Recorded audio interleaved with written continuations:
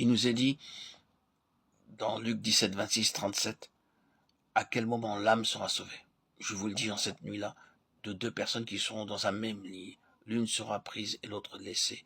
De deux femmes qui moudront ensemble, l'âme sera prise, l'une sera prise et l'autre laissée. Verset 34-35. Ceci indique le temps de l'enlèvement, la différence. Ici est que l'un sera pris et l'autre laissé. Être pris signifie être enlevé au ciel. Je vous invite à lire Genèse 5, 24. Ainsi la signification du verset 33, Luc chapitre 17 est claire. Celui qui cherchera à sauver sa vie la perdra, et celui qui la perdra la retrouvera.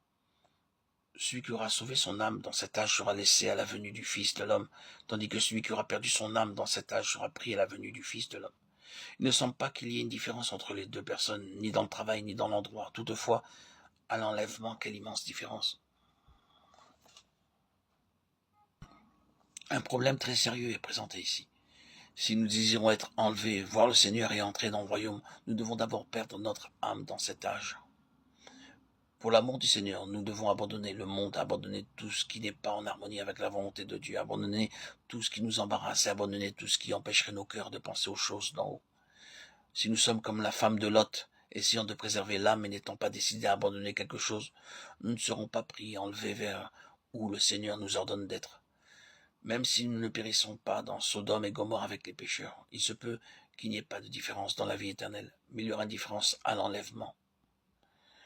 Que signifie perdre l'âme? Nous pouvons avoir une explication plus claire en lisant la parabole suivante de l'évangile de Luc 12, 15, 21. Gardez-vous avec soin de toute avarice, car la vie d'un homme ne dépend pas de ses biens, serait-il dans l'abondance.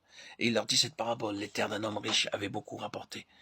Et il raisonnait en lui-même, disant, que ferai-je, car je n'ai pas de place pour rentrer ma récolte. Voici, dit-il, ce que je ferai, j'abattrai mes greniers, et j'en bâtirai de plus grands. J'amasserai toute ma récolte et tous mes biens. Et je dirai à mon âme, tu as beaucoup de biens en réserve pour plusieurs années, repose-toi, mange, bois et réjouis-toi. Mais Dieu lui dit, insensé, cette nuit même ton âme te sera redemandée. Ce que tu as préparé, pour qui sera-t-il?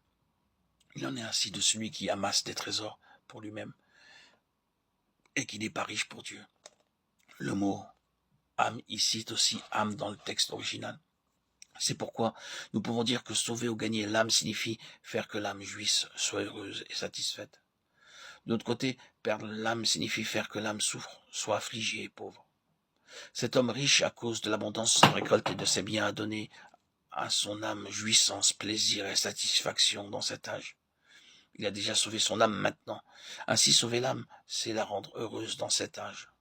Ce que nos yeux voient, nos oreilles entendent et nos mains et pieds touchent se fait par le moyen de notre corps.